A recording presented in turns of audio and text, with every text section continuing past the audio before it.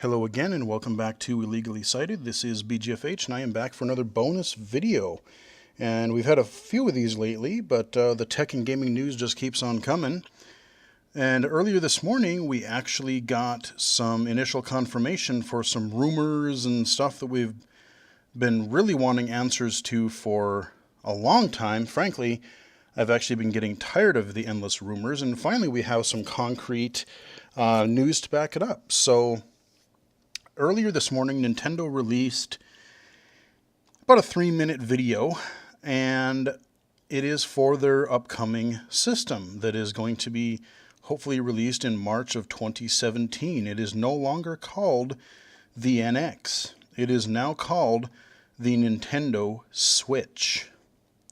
The Nintendo Switch, which at first thought is kind of a weird name, but it's kind of grown on me. The more I say it and the more I think about, the name and what it does,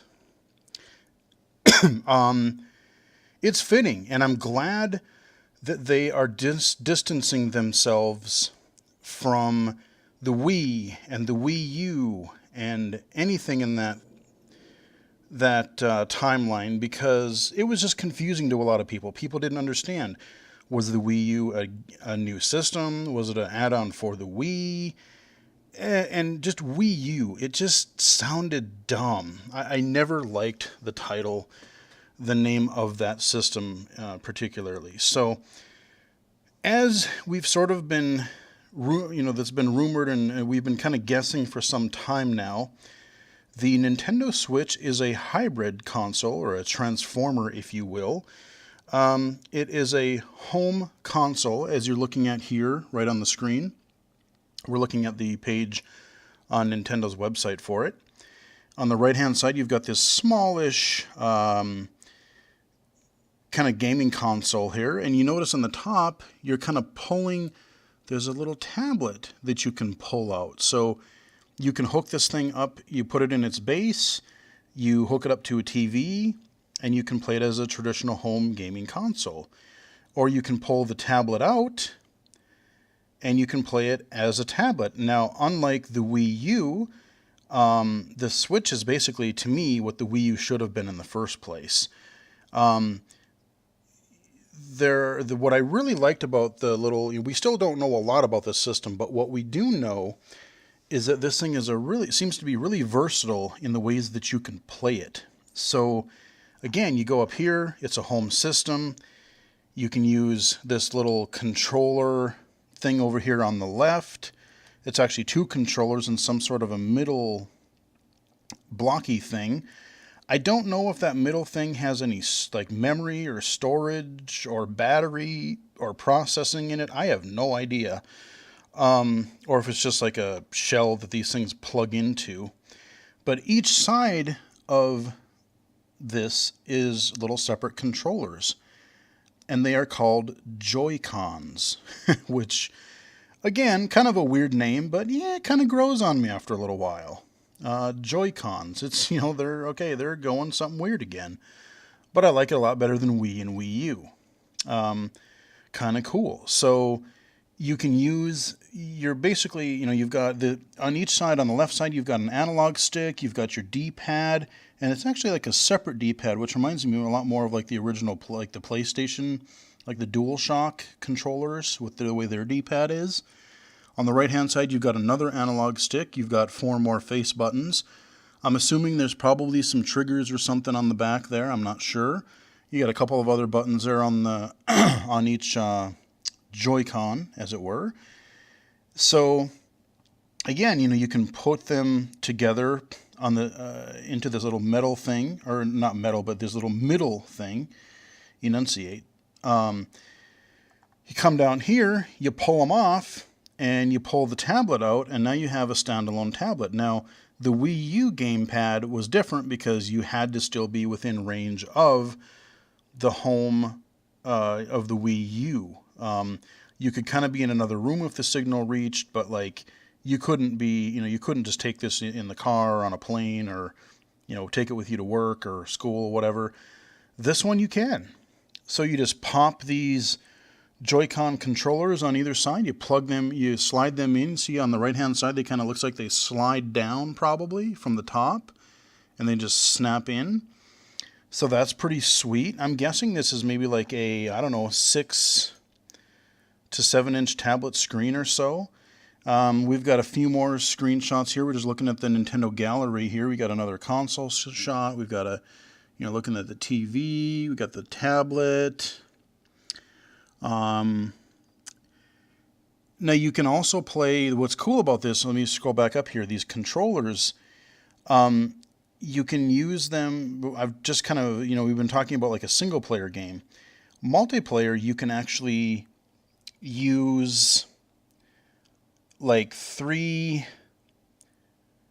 can use multiple of these Joy-Cons and you can use them for multiplayer. So like if you only have one, like let's say you bring the tablet with you, it's got a stand on the back of it. You can just kick that down and then set it on a table, a desk, or whatever.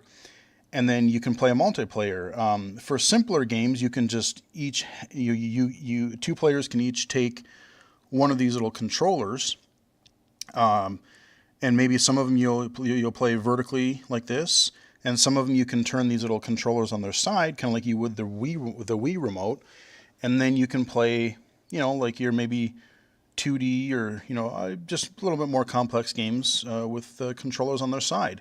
And you can also, looks like you can wirelessly link 2 or more of these consoles together, and then you're going to be able to play multiplayer that way. And of course, I'm sure there's some internet play for some stuff too. So again, it's very flexible. I like that. There's also, let's see, where's the screenshot? Yeah, in the middle of the screen now, you see kind of like a Pro controller, the guy with 2 hands on it there. Looks to me kind of like a newer version of the Wii U Pro controller. Kind of like an Xbox One or, similar style Xbox One, PS4-esque thing. So if you want to play more traditional style games, you have the means to do that as well. So hardware-wise and conceptually, it seems pretty cool. Oh, whoa, no, go away. I don't want all of this other stuff. Give me your, there, let's give me this stuff back. There we go. So that's the console. We've got a lot of games announced for it so far. Of course, we got The Legend of Zelda. It's going to be a launch title. It's going to be a Wii U game and a Switch game. I have trouble remembering Switch. I'm so used to calling it the NX. That's why I stumble there so often. I'm not used to Switch yet. But we're going to be, we're going to have that. We're going to have, they showed the tease Skyrim, the remaster. We've got an NBA game, probably NFL 2K. We've got a new Mario game, 3D Mario game at that. Splatoon, of course, is going to be coming back. They didn't show it in the trailer, but you would have to highly imagine that there's going to be all of your traditional Nintendo franchise, especially like Mario Maker. I'm sure that's coming. Hopefully we'll get a Metroid, hopefully maybe even a 2D Metroid, God forbid. That would be fantastic. We've got more third-party support. Hopefully we'll get another F-Zero maybe. But, hopefully we'll get some third-party support with things like companies like Bethesda and EA and hopefully Activision, Ubisoft. I think Nintendo said there's like 40 third-party developers that are currently supporting the system right now. So that's, it's probably not going to have the same adoption that your traditional, your Xbox One, PS4 are going to. But anything's got to be better than what the Wii U had. The Wii had some third-party support. I mean, it was kind of weak, but the Wii U, if you had to be in it for the love of Nintendo games. We're of course going to get a Mario Kart. We're going to get that. Oh, I can't wait to play Zelda. It's going to be great. So there's a lot we don't know, though. We don't know officially if this is going to be a touchscreen or not.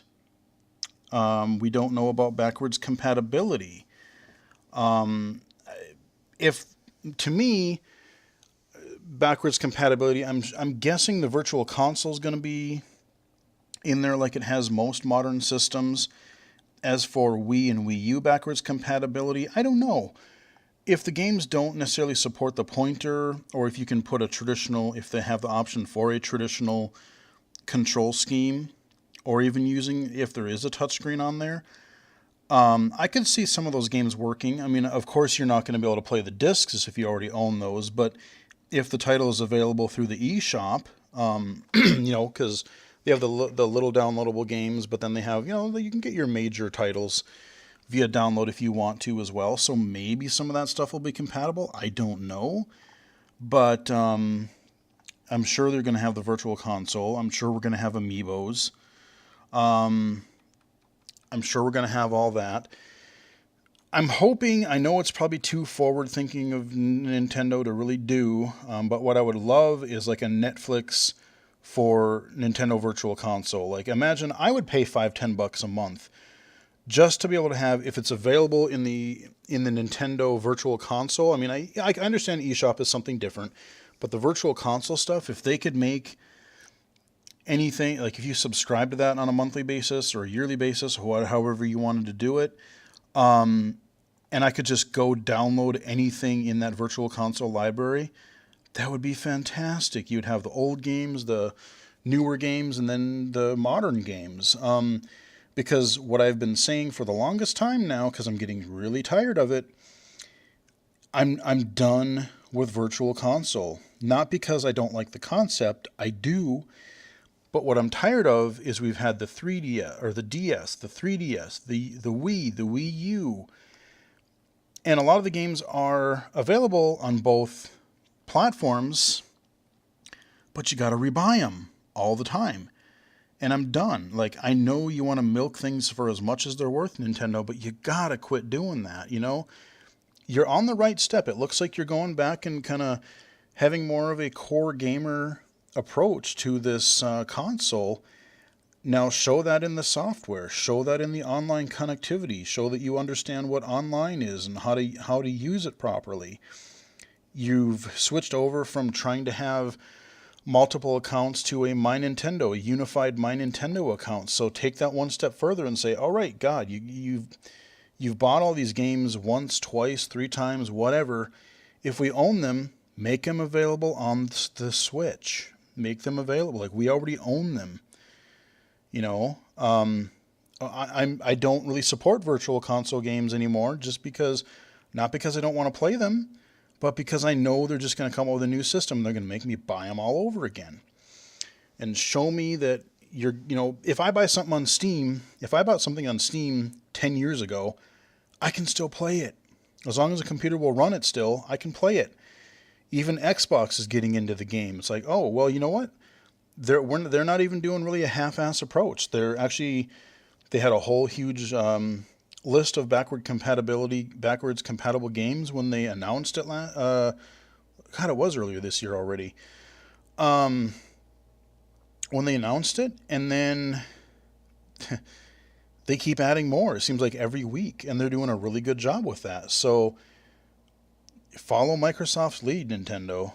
Please do, because I'm not rebuying games over and over again. We're done with that. You have a unified platform, use it.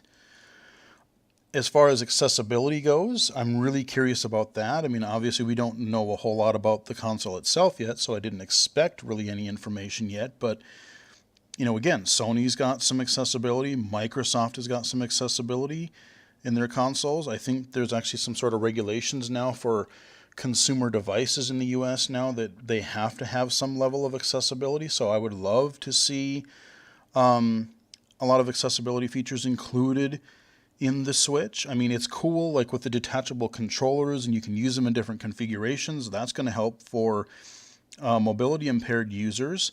If you can remap the buttons, that'll help that even further. For blind and low vision gamers, it'll be really helpful if there's a zoom feature like there is on other consoles and other systems. I really, really want a text-to-speech, just like, especially how Microsoft does it, because their implementation of narrator is quite impressive for what it's doing in its early stages already. I really hope that comes, especially when I'm using the on a tablet where I have the smaller screen and I am mobile, to be able to have that talk me through the interface. That would be fantastic. Please, please, pretty please, Nintendo, make it happen. So we've got, some good upcoming games. We've got some good features coming up. Like I said, I like the versatility of it. And, Nintendo, is it going to compete with your Xbox One, your PS4 graphically? No, probably not. Highly, highly unlikely. We do know that they're going to be using some sort of NVIDIA chipset in it, like a Tegra or something, similar to what they used in the NVIDIA Shield, which is kind of another tablet concept. It was an Android tablet that you can kind of mount controllers onto the sides of it, and use it as like an Android gaming device, or you can stream if you have a new enough NVIDIA video card on your computer.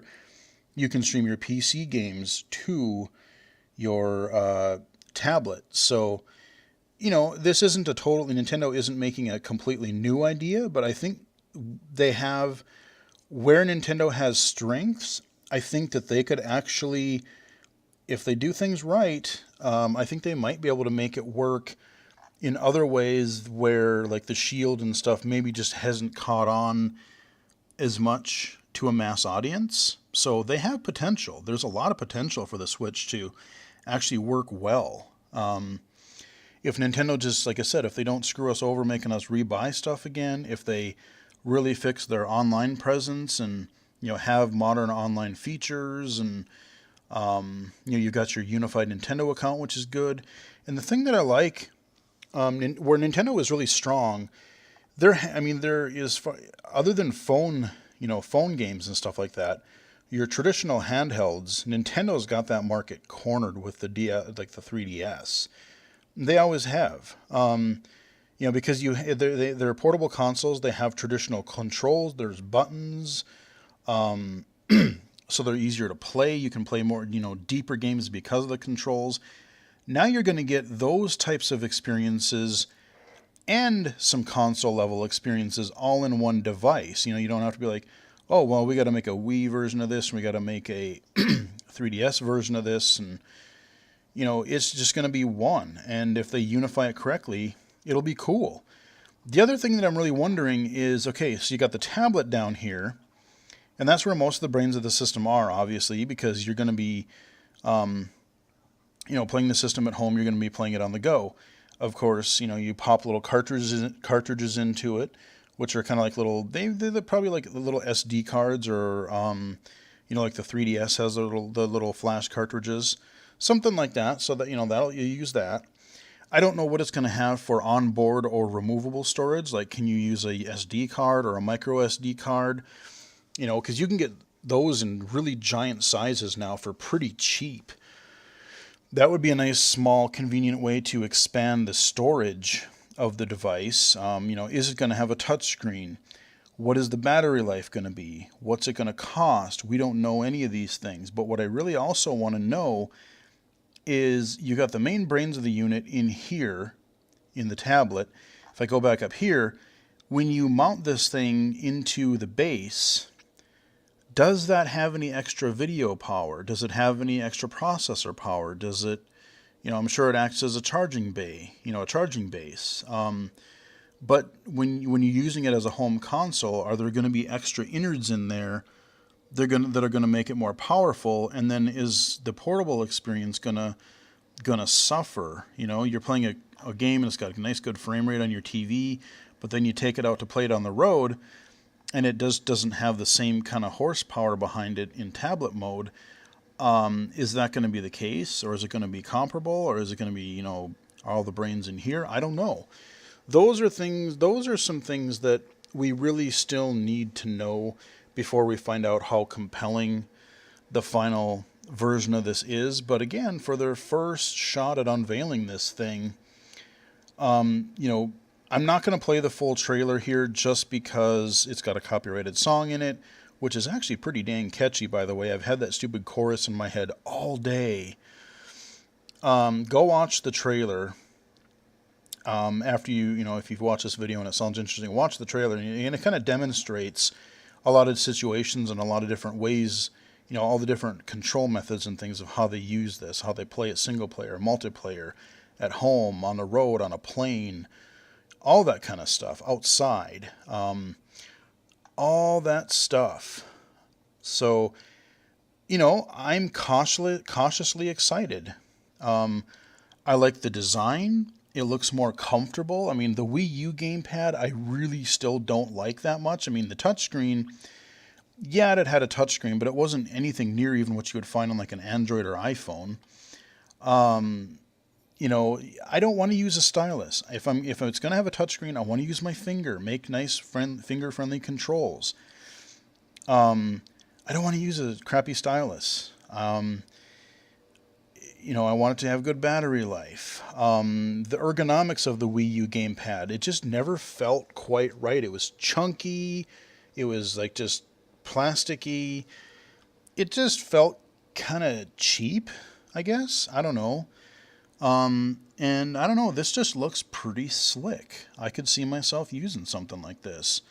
So, that's my initial thoughts on the Nintendo Switch. I can't wait to find out more. I want to know more about the games. I want to know more about how they're going to do their virtual console, their eShop, any backwards compatibility.